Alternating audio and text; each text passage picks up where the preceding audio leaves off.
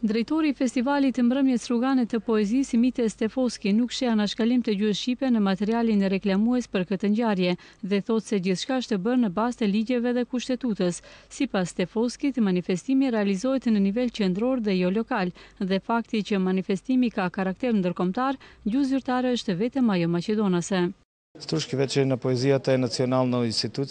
Mbrëmjes rrugane të poezisë paraqesin një institucion kombëtar dhe si të tilla, manifestimi është pjesë e paraqitjes ndërkombëtare të Maqedonisë. Në bazë të ligjeve që rregullojnë këtë problematikë dhe kushtetutës, ne i respektuam ato.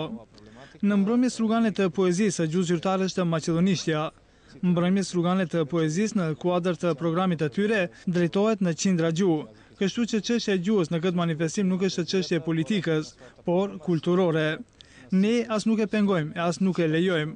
Ne jemi institucion kombëtar që është i obliguar të respektojë ligjet dhe kushtetutën e Maqedonisë.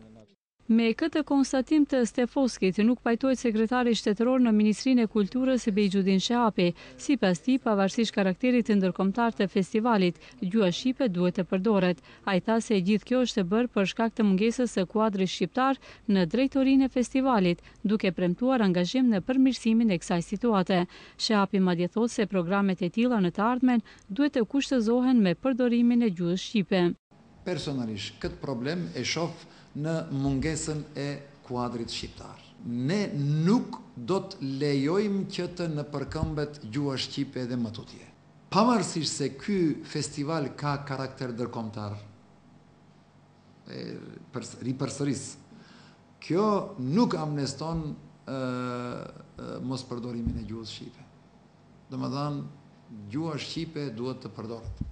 Për shkak të kësaj problematike, manifestimi prestigjioz ndërkombëtar u bojkotua për të dytën herë nga kreu i komunës së Strugës, Ziadin Sela.